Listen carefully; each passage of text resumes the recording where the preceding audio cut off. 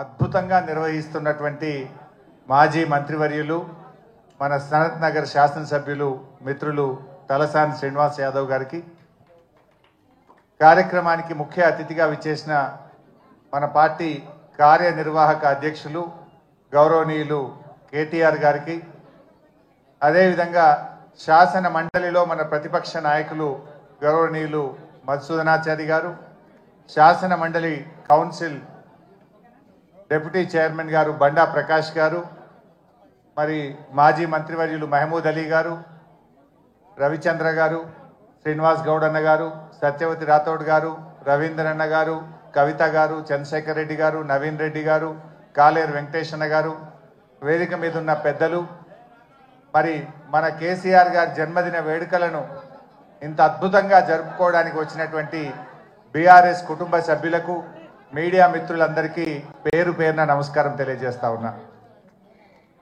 నిజంగా ఈరోజు కేసీఆర్ గారి జన్మదినం రాష్ట్రం అంతా కూడా ఒక పండగలాగా జరుపుకుంటా ఉన్నారు. కేసీఆర్ అంటే ఒక వ్యక్తి కాదు, కేసీఆర్ అంటే ఒక నాయకుడు కాదు, కేసీఆర్ అంటే 4 కోట్ల ప్రజల భావోద్వేగం. 1954లో మన కేసీఆర్ గారు పుట్టారు. ఇప్పుడు 2024 25వ సంవత్సరం. అంటే కేసీఆర్ గారు పుట్టిన 2 ఏళ్లకే ఉన్న తెలంగాణను ఆంధ్రలో కలిపింది ఆనాటి కాంగ్రెస్ పార్టీ. 1969లో మలిదశ తెలంగాణ ఉద్యమం వచ్చినాడు కేసీఆర్ గారి వయసు 15 సంవత్సరాలు. 15 సంవత్సరాల వయసులో ఆనాడు 69 తెలంగాణ ఉద్యమంలో పాల్గొని జై తెలంగాణ అని పోరాడిన నాయకుడు కేసీఆర్. ఆ తర్వాత తెలంగాణ ప్రాంత నాయకులు ఇష్టమున్నా లేకపోయినా ఆ ఆంధ్ర పాలకుల పార్టీల చేతుల్లో వీళ్ళందరూ కూడా పనిచేస్తూ వచ్చారు. కేసీఆర్ గారు కూడా తెలుగుదేశంలో పనిచేశారు. ఎప్పటికప్పుడు తెలంగాణ కోసం పార్టీలో ఉంటూనే మాట్లాడుతూ వచ్చారు. కానీ అన్నీ గమనించిన తర్వాత ఇంకా రాష్ట్ర ఏర్పాటు తప్ప తెలంగాణకు మోక్షం లేదు, సమైక్య రాష్ట్రంలో న్యాయం జరగదనుకున్నారు కనుక ఆనాడు కరెంటు బిల్లులు పెంచితే ఇది తెలంగాణ రైతుల పాలిట ఉరితాడైతదని చెప్పి అన్నీ ఆలోచించి వందల వేల గంటల మేధోమదనం జరిపి తెలంగాణ ఉద్యమానికి కేసీఆర్ గారు శ్రీకారం చుట్టారు. కానీ ఆ రోజు ఒక అపవాదం ఉండేది. ఎవరు జై తెలంగాణ అన్నా పదవి కోసమే జై తెలంగాణ అంటున్నారని.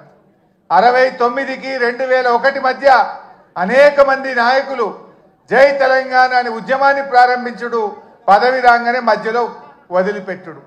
దానివల్ల ప్రజల్లో ఒక అపనమ్మకం, ఎవరైనా పదవి కోసమే చేస్తారు అనేటువంటి ఒక అపనమ్మకం ఏర్పడ్డది. ఆ అపవాదును తొలగించడానికి ఆనాడు 3 పదవులను గడ్డిపోచలాగా త్యజించి తెలంగాణ ఉద్యమాన్ని ప్రారంభించాడు. ప్రజల్లో నమ్మకాన్ని కలిగించిండు మన కేసీఆర్. డిప్యూటీ స్పీకర్ పదవిని, ఎమ్మెల్యే పదవిని, రాష్ట్ర కార్యదర్శి పదవిని అన్నింటికి కూడా రాజీనామా చేసి ఆ రోజు ఉద్యమాన్ని ప్రారంభించి ప్రజల్లో ఒక నమ్మకాన్ని కలిగించారు. ప్రొఫెసర్ జయశంకర్ గారు మాతో అనేవాడు, ఎప్పుడన్నా మేము మాట్లాడితే నాకు కేసీఆర్ మీద సంపూర్ణమైన విశ్వాసం ఉంది, ఈయన నాయకత్వంలో తెలంగాణ వస్తుందని నేను నమ్మిన గనుక కేసీఆర్ వెంట నడుస్తున్నా, కేసీఆర్ ను ఆశీర్వదిస్తున్నా అని జయశంకర్ గారు చెప్పారు.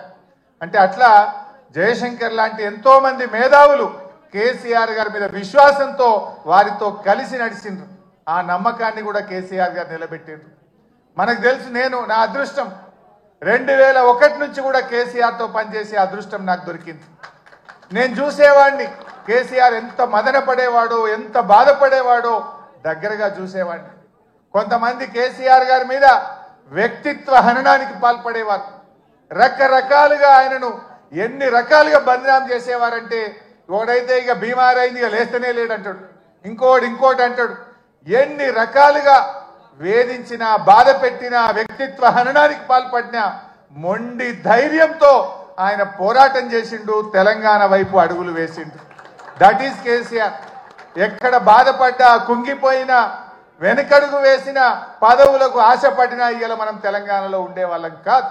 ఇవాళ తెలంగాణ వచ్చిందంటే అది కేసీఆర్ గారి మొండి పట్టుదల, ధైర్యం, ఆయన పోరాటం వల్ల ఇవాళ తెలంగాణ వచ్చింది. నవంబర్ 29, 2009 ఇది ఇవాళ డిసెంబర్ 17 మనకు ఫిబ్రవరి 17 మనకు ఎంత ముఖ్యమో నవంబర్ 29 కూడా చరిత్ర పుటల్లో అంతే ముఖ్యమైన దినం. ఆనాడు కేసీఆర్ గారు ఇంకా లాభం లేదు, కేసీఆర్ చచ్చుడో తెలంగాణ వచ్చుడో, అయితే తెలంగాణ జైత్రయాత్ర లేదంటే నా శవయాత్ర అని చెప్పి ఆమరణ నిరాహార దీక్ష కూర్చున్నటువంటి నాయకుడు మనం చూసాం. గాంధీజీ గారి సత్యాగ్రహం చూసాం, పొట్టి శ్రీరాములు గారి ఆమరణ దీక్ష చూసాం. మరి నాడు కేసీఆర్ గారు కూడా ఆమరణ నిరాహార దీక్ష కూర్చొని ఢిల్లీ పీఠాన్ని కదిలించి డిసెంబర్ 9, 2009 ప్రకటన వచ్చిందంటే అది కేసీఆర్ గారి దీక్ష ఫలితం అని కూడా మనం గుర్తు చేసుకోవాల్సిన అవసరం ఉంది.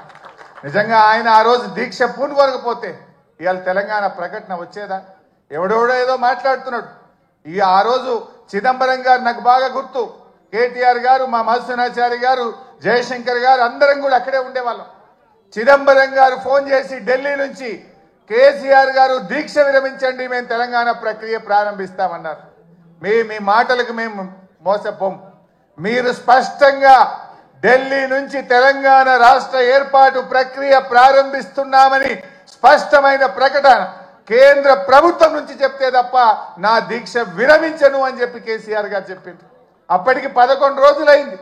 మనిషి ఆ మంచం మీద నుంచి ఒక్కొక్కసారి వణుకుతో దాదాపు ½ ఫీట్ ఎగురుతా ఉండే బాడీ, తన కంట్రోల్లో తాను లేదు. కానీ ఆ పట్టుదల మాత్రం సడలేదు. మా కళ్ళల్లో నీళ్లు తిరుగుతున్నాయి, ఎంతో బాధపడ్డాం. కానీ ఆయన మాత్రం కేంద్ర ప్రభుత్వం తరఫున రాష్ట్ర ఏర్పాటు ప్రక్రియ ప్రారంభమైందంటేనే దీక్ష విరమిస్తా అన్నాడు. ఆ రోజు మీరే రాసి పంపండి అంటే జయశంకర్ సారు తన స్వహస్తాలతో తెలంగాణ రాష్ట్ర ఏర్పాటు ప్రక్రియ రాసి ఢిల్లీకి పంపిండు. గదే చిదంబరం గారు ఢిల్లీ నుంచి అనౌన్స్ చేసింది. అది ఆ రకంగా తెలంగాణ తెచ్చుకున్నాం. తెలంగాణ తేవడమే కాదు, తెచ్చిన తెలంగాణను, అప్పుడే పుట్టిన బిడ్డను కన్న తల్లి ఎంత ప్రేమగా పెంచుకుంటుందో కేసీఆర్ గారు 10 ఏళ్లలో తెలంగాణను ఒక తల్లిలాగా తీర్చిదిద్దాడు. ఒక తల్లిలాగా, ఒక తండ్రిలాగా ఈ తెలంగాణను బంగారు భవిష్యత్తు వైపు అడుగులు వేసింది. ఏ తల్లైనా పుట్టిన బిడ్డను నాకంటే గొప్పగా ఉండాలని, బంగారు భవిష్యత్తు ఉండాలని ప్రతి తల్లి తన కొడుకు కోసం, తన బిడ్డ కోసం తపిస్తుంది. అలా కేసీఆర్ గారు ఈ సాధించిన తెలంగాణను సాగునీటిలో, విద్యుత్ రంగంలో ఏ రంగం తీసుకున్నా ఈ దేశానికి రోల్ మోడల్ గా, అన్ని రాష్ట్రాలకు ఒక మోడల్ గా, ఒక దిక్సూచిగా తెలంగాణను తయారు చేసింది. కేసీఆర్ కు తెలంగాణకున్న బంధం ఇది పేగు బంధం, తల్లి బిడ్డల బంధం. కేసీఆర్ కు తెలంగాణ ప్రజలకున్న బంధం. కొంతమంది తెలిసి తెలియక మాట్లాడుతుంటారు, కానీ కేసీఆర్ ప్రతి నిమిషం తెలంగాణ కోసమే ఆలోచించిండు. ఈ మధ్యలో రేవంత్ రెడ్డి మాట్లాడుతుండు, నేను 2020 మ్యాచ్లు ఆడుతున్నా అంటుండు. నువ్వు 2020 ఆడతావేమోగా, నువ్వు 2020 ఆడవు. వాస్తవంగా నువ్వు 2020 దేనికి ఆడతావు అంటే పైసల కలెక్షన్కి ఆడతావు. అసలు నువ్వు ఆడే మ్యాచ్ అంతా కూడా తొండి, నీదంతా తొండి మ్యాచ్ ఉంటుంది, తొండి ఎగ్గొట్టే మ్యాచ్. ఏంది నీ మాటల్లో తొండి, హామీల అమలులో ఎగ్గొట్టేది ఉంటుంది నీ దగ్గర. కానీ కలెక్షన్లో మాత్రం 2020 ఆడతావు నువ్వు. ఎందుకంటే నువ్వు ఎన్ని రోజులు ఉంటావో నీకే తెలియదు. ఆగమాగం ఉండవు నువ్వు. దీపం ఉండగానే ఇల్లు చక్క పెట్టుకోవాలని 2020 కలెక్షన్ స్టార్ట్ చేసినావు. కానీ కేసీఆర్ అన్ని ఆడతాడు. ఆయన టెస్ట్ మ్యాచ్ అయినా అద్భుతంగా